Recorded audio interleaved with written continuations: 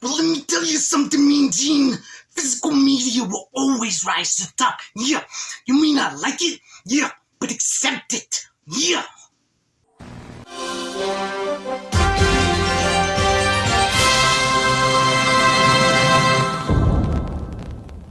Hello, fellow followers. Welcome back to FanZcene. Greg here, and today I have for you Wrestlemania DVD Anthology. Keep on to your wrestling physical media. I've been wanting to do this video for quite some time now because of two reasons. The first reason here is I did hear that as of this year, 2024, the WWE will no longer be releasing physical media, which is sad, especially for us physical media collectors and wrestling fans. And I think it's another reason why preserving physical media and buying physical media is important. And number two is because WrestleMania 40 is approaching rather quickly this April 2024. And my God, am I old? I am old. WrestleMania 40, I can't believe it. So it got me thinking about the WWF. It would always be WWF to me. I know it's WWE now, but it's always going to be the WWF. Got me thinking about, you know, my wrestling DVDs and because I was a huge wrestling fan. I was really into wrestling for many, many years, and I still do watch it today. But not as much as I used to at all, or get into it as much as I used to. But I pulled off my DVD anthology set off the shelf for you guys. This actually came in a nice big box when it was released. Sadly, I didn't buy the box. I bought each one individually, so that's why I don't have the box. And so I'm going to show you guys some of these and go over this and some of my thoughts. I'm going to put these over here. So the first set here has a little problem. See, many years ago when I bought these, I had my nephew, and he was a young child, and he accidentally spilled some juice on my movie shelf. I know, and it's something I'm not proud of because I do take really good care of my physical media, and I didn't know he spilled it. So when I went back to actually get it off the shelf one day, it stuck to the other one, and sadly, it all ripped up. So this one is not, the case for this is not in good shape, which I do regret. I'm not a fan of that, and I'm much better at taking care of my physical media than this, but I can't fault him. He was like 2 years old. I couldn't, what could I do? That was my fault though. I didn't keep a better eye on him, but the disc all still played great. Their disc all still plays great. This is goes to WrestleMania 5, so it's got all the disc here, like this on here. And the biggest problems I have with these sets is they're all double-sided. Every DVD is double-sided, and even some of the cases, the DVD that is double-sided only plays on one side because, with the WrestleMania, sometimes they went from like 2 hours to 3 hours to 5 hours to 6 hours, and so some of them are double-sided where you have to switch over to see the rest of the event, and some of them are all on one side. The whole paper, the whole WrestleMania is on one side, so but it's still a double-sided disc. That's the biggest problem I have with it. And also the WWF logo is blurred out up until it becomes WWE because of the World Wildlife Foundation. Saving animals is great. It sucks that you can't call it WWF because it's always going to be WWF to me. But this is Anthology Volume 1, WrestleMania 1 through 5. It has some of the amazing matches. Of course, Andre the Giant versus Hulk Hogan, everybody remembers. But also in WrestleMania 3, we had Macho Man Randy Savage, versus Ricky the Dragon Steamboat, which is an amazing match. I mean, of course, you have Mr. T and all that. You have so many great matches here. Muhammad Ali. I'm trying to think of all these. You got Greg the Hammer Valentine versus Ricky the Dragon Steamboat. I mean, that's amazing.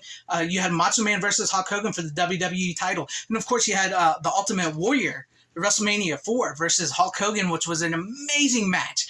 It's just like two of your favorites, and people were rooting for Ultimate Warrior over Hulk Hogan at that time. It just was amazing. It's so great to have these and preserve these on physical media. I do wish they were on Blu-ray, and I do wish they didn't have the blur, but I'm really glad to have this in my collection. So let's move on to Volume 2. And here we have Volume 2 of the WrestleMania DVD Anthology, as you guys can see here. And this is where it's stuck to this. But this one is in great condition other than that. I mean, we have this. I'm a freaking Razor Ramon. Badass. Just watch the biography on him. Man, it's funny to watch biographies on these guys when they were larger than life and meant so much to you as a kid, and to see them humanized and what they went through and what their bodies went through and their families went through, drugs and alcohol and everything. It's just like, it helps you appreciate him a little more, and also, you know, it was sad, man. But Razor Ramon was a badass. I loved Razor Ramon. But this is WrestleMania 6, I believe. What is it, WrestleMania 6 or 10 on here, and this has some great look. Mr. Perfect was awesome, and of course, like I said, they all, you know, all double-sided DVDs. Open it up as best I can for you guys there, and they all come with a little booklet there, which I never put out. But yeah, this was great. You had some great matches in this. Once again, the Shawn Michaels versus Razor Ramon ladder match, WrestleMania 10. Great freaking match. Cemented the ladder matches. Let's see, what are some of these other matches we have here? We have Ric Flair and Mr. Perfect versus Macho Man Randy Savage. Ric Flair with Mr. Perfect versus Macho Man Randy Savage for the WWF title, which was a great match. That was pretty fun too. I mean, Macho Man, that was a great story because I just saw that. Like, Macho Man was had become an announcer, and they kind of thought he was done, and then he got into this great storyline with Jake the Snake Roberts, and it actually revitalized his career a little bit in the WWF, and he managed to main event WrestleMania against Ric Flair one year. So that was really cool, and I'm really glad to have these as well. So there you guys have it. There's Volume 2. Up next, we have Volume 3 of WrestleMania DVD Anthology. This one is in much better condition than the first two. And then we'll show you the front and back here. And of course, we'll open it up and you guys can see this awesome artwork. Of course, we have The Undertaker at WrestleMania 13. I believe he became champion 13. He won the Royal Rumble. And then, of course, you have Stone Cold Steve Austin versus Bret the Hitman Hart in what arguably made Stone Cold Steve Austin the biggest star ever in wrestling entertainment, in wrestling, period. He never tapped out. He was bleeding. He legitimately passed out in a match when Bret Hart put the sharpshooter out on him, and it just made him. And of course, you have Stone Cold beating Shawn Michaels at WrestleMania 14, I believe. 14 for the WWF title for the first time and becoming champion for the first time. So many great matches here. This is the start of the Attitude Era, which is what I grew up, because I grew up like at the tail end of the 80s. So I was there with the Macho Man, Hulk Hogan, Jake the Snake, Ultimate Warrior, and all them. Then I moved on into the 90s with Shawn Michaels and all them. And and then into the Attitude Era. And of course, I love reliving the WCW versus WWE Monday Night Wars, which was great. That started around this area once Stone Cold and them became popular. It was great to be able to watch the WCW and the WWF at the same time and see these two companies compete. Seeing Hulk Hogan, Razor Ramon, Scott Hall, and Kevin Nash, Diesel be the NWO and what they were doing, it just glued our eyes there. And then going over to the WWF and seeing Triple H, Stone Cold, The Rock, Mankind, and all them, and what they were building over there, and Undertaker and Kane. It was a great time to be a wrestling fan. And I have this is WrestleMania 6 through 15, I believe it was. And so yeah, we have that there. So we'll move on to the final volume. And then finally, we have Volume 4 that takes us up to WrestleMania 20. WrestleMania 20, you believe that? It's been 20 years since WrestleMania 20. It's WrestleMania 40 this year. It's crazy. This is still in great condition compared to the first ones, which I'm still ashamed that I let that happen to the first two. I'm sorry. I apologize. But then we open it up in here, and you guys can see the artwork here. We have some incredible matches in this. Kane and Undertaker, of course. We have Triple H beat Chris Jericho to win the unified titles, the WWE and the World Heavyweight title. We have Brock Lesnar versus Kurt Angle in a great match, and Stone Cold and The Rock's final match together at WrestleMania 19. We have Chris Jericho versus Shawn Michaels, which is great, and a certain wrestler won a title that we can no longer mention his name anymore. But we'll open it up, and once again, all great. All these are in great condition. I love having these, and I love being able to look back on this time and stuff. And it's amazing to see wrestling, what it is and where it came from and everything. And WrestleMania 20 was great, and that was just 20 years later. We're on 40. So not long after that, we got into that's the end of the anthology. But I do want to show you guys that I did continue a little bit into that. So I'll set this up here with the rest of them right there, and then I do have WrestleMania 21, WrestleMania Goes Hollywood. Now, this would be one of my last WrestleManias I watched.